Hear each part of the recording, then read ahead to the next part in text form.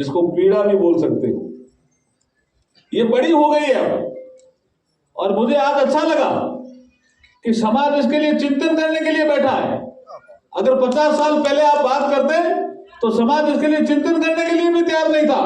आज जो आपके युवा आए हैं ये ऐसा चिंतन कर रहे हैं, सरकारें भी जागेगी, सरकारें भी चेतेगी।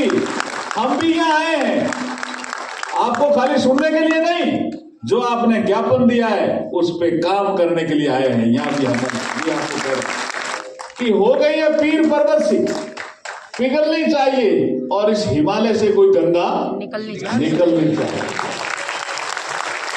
आज मेरे सीने में नहीं, तेरे सीने में सही।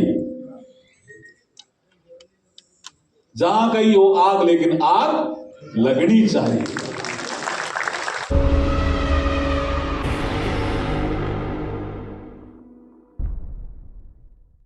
जनजातियों के लिए आयोजित आज का एक वहां 73वां विमुक्ति दिवस समारोह, और इस समारोह में उपस्थित हमारे दिल्ली के माननीय सांसद श्री योगेंद्र चांदोलिया जी, मुझे इन्होंने इनवाइट किया और इनके साथ अनिल कुमार जी, मनोज अबुआ जी, राकेश विसाइया जी, ये कुछ लोग आए थे। तो मैंने कहा मैं जरूर आऊँगा। तो मेरे को इनवाइट करने के लिए पहले तो योगेंद्र चांदोलिया जी के लिए जोरदार ताली बजाओ।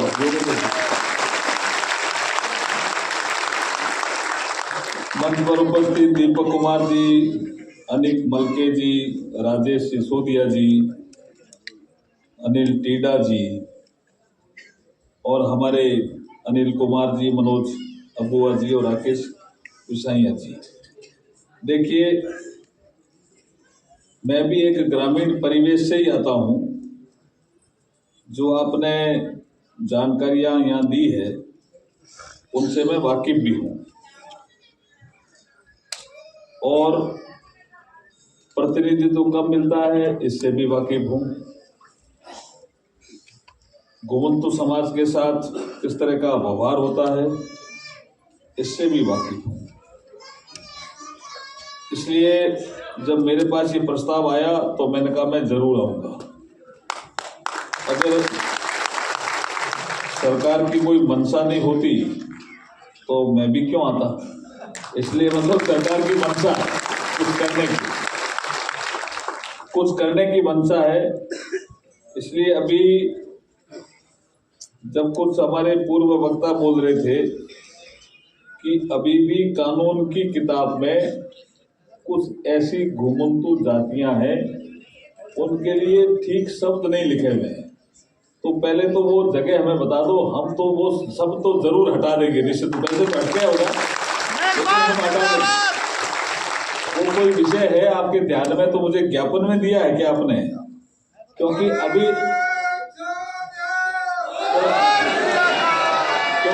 अभी हमने 1 जुलाई से कुछ क्रिमिनल लॉ चेंज किए हैं और जो ऐसे शब्द जिनकी कोई आवश्यकता नहीं थी, औपनिवेशिक शब्द जिनकी कोई जरूरत नहीं थी, अगर वो कानून के किताबों में थे तो वो सब हमने हटा दिए। आपकी जानकारी के लिए बता रहे हैं।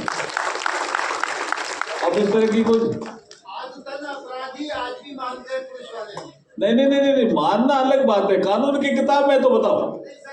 हाँ, मानने वाला विषय अगर है तो वो तो एक आचरण का विषय है। आचरण ऐसा है, वो तो एक आचरण का विषय, वो पुलिस की ट्रेनिंग की जरूरत है।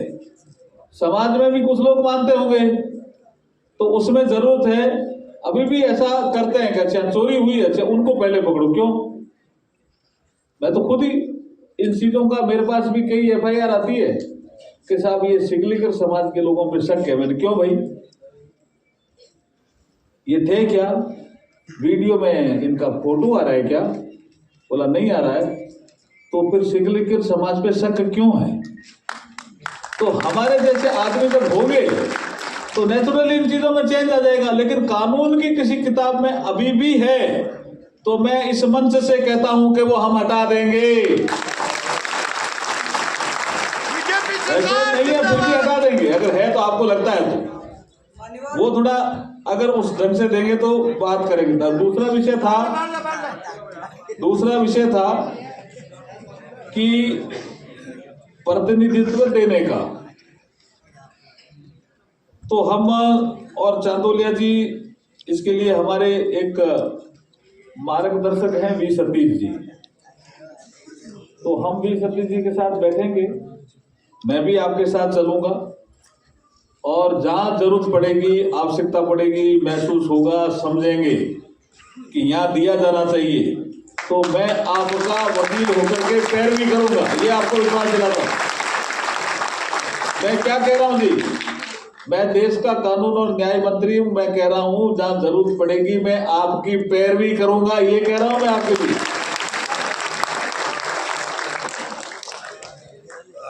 जब मैं पैरवी करूंगा तो ठीक ही करूंगा, ऐसा मैं सुनाती है आपको, और कुछ न कुछ मिलेगा।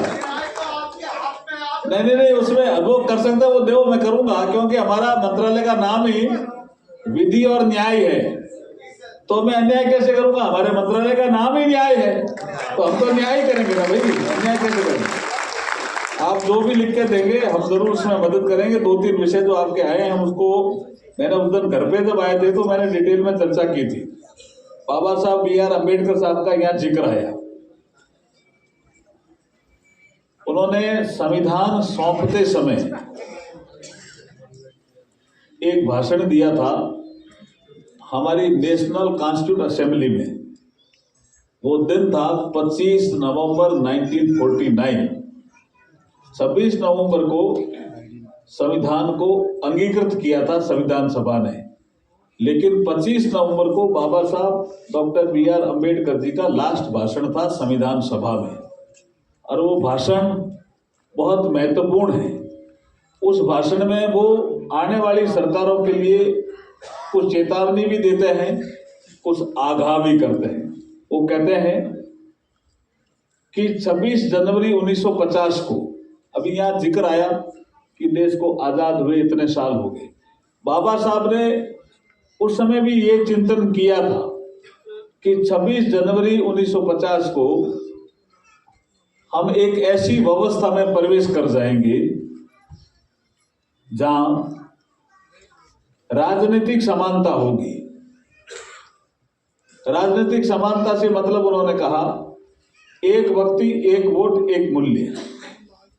हम वैश्य मताधिकार की बात कर रहे हैं, संविधान में प्रावधान कर दिया है कि आदमी एक, चाहे सेठ हो, चाहे गरीब हो, चाहे अमीर हो, चाहे वो अनुसूचित जाति का हो, चाहे वो किसी और जाति का हो, उसका वोट एक ही होगा। तो राजनीतिक समानता के नजदीक हम पहुंच गए, उसका मूल्य भी एक होगा।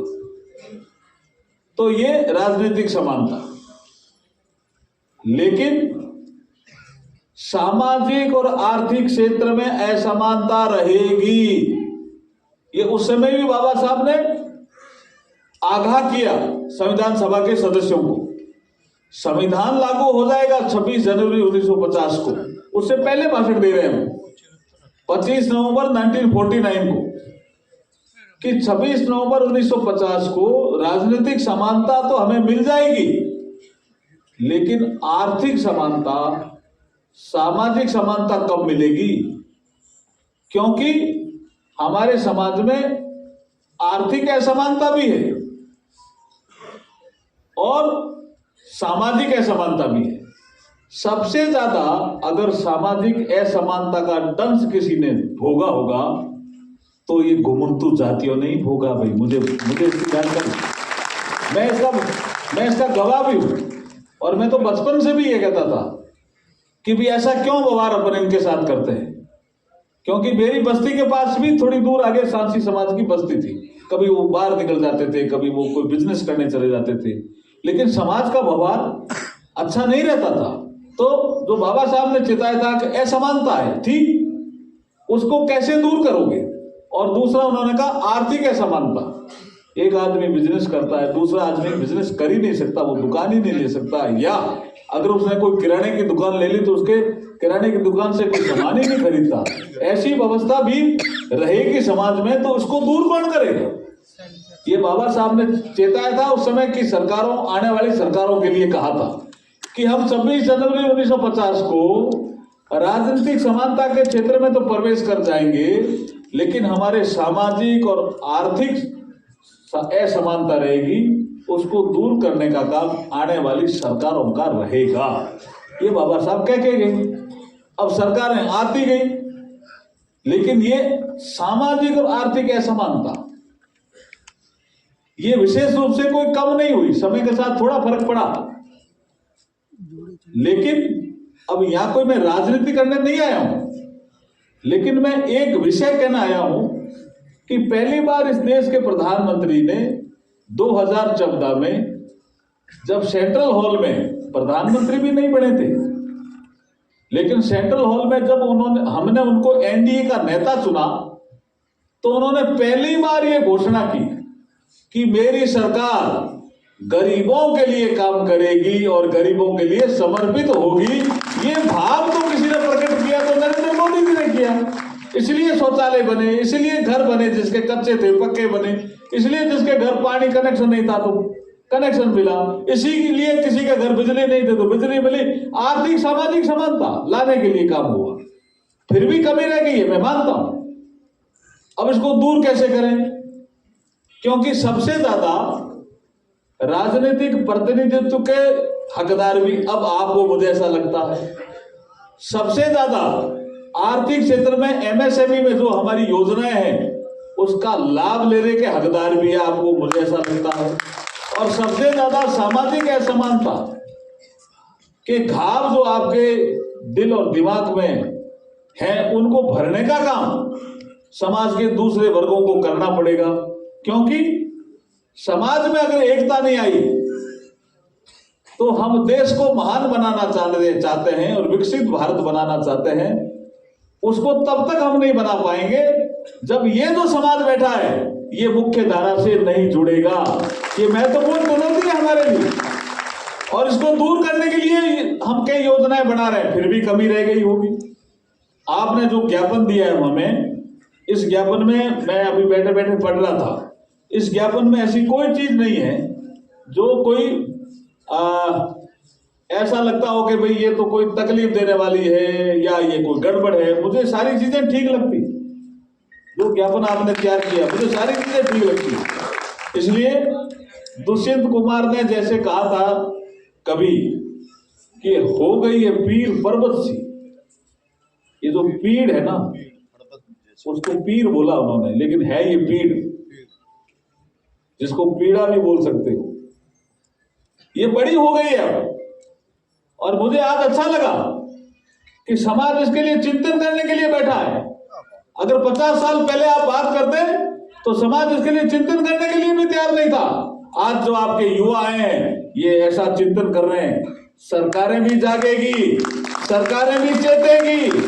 हम भी यहाँ आए हैं आपको खाली सुनने के लिए नहीं, जो आपने ज्ञापन दिया है उस पे काम करने के लिए आए हैं। यहाँ भी हम आपको कह रहे हैं।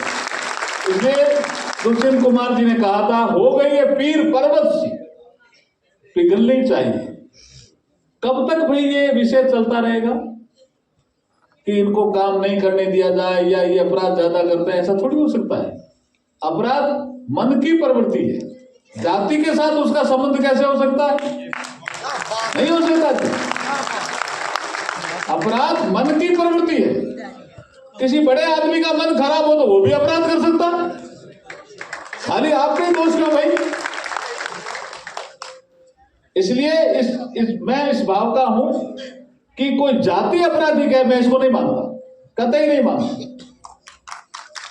इसलिए आप थोड़ा चेतना जगाते रहिए, इस तरह के सम्मेलन करते रहिए, तो दुष्यंत कुमार की उन पंक्तियों में दम है और आगे काम बिल्कुल सकारात्मक होगा। तो दुष्यंत कुमार कहता है कि हो गई है पीर पर्वत सी, पिघलनी चाहिए और इस हिमालय से कोई गंगा निकलनी चाहिए। आग मेरे सीने में नहीं, तेरे सीने में सही, जहां गई हो आग लेकिन आग लगनी चाहिए। अब अगर आपने आग लगा दी तो कोई कह सकता आग क्यों लगाई, पर आग कौन सी लगानी है आपको? मेरे समाज का उत्थान होना चाहिए, घुमंतु जातियों का ये जो अपमान है ये हम नहीं सहेंगे। ये आग है, ये लगनी चाहिए। दुष्यंत कुमार भी कह रहा है और हमारे नेताओं के भी अभी यहाँ आकर के जो बोल रहे थे वो आग ही थी भाई साहब, जो दुष्यंत कुमार ने कभी कही थी। आग तेरे सीने में नहीं मेरे सीने में ही सही, जहां कहीं हो आग, लेकिन आग लगनी चाहिए। सिर्फ हंगामा खड़ा करना मेरा मकसद नहीं है कि कोई हम सम्मेलन करके और यहाँ दिल्ली में कोई हंगामा खड़ा कर दें, ये मकसद नहीं है, मंच का भी नहीं है और आयोजकों का भी नहीं है और योगेंद्र चांदोलिया जी का भी नहीं है। कोई हंगामा खड़ा करना मेरा मकसद नहीं है। मेरी कोशिश है कि इस समाज की सूरत बदलनी चाहिए, इस समाज की सूरत बदलनी चाहिए।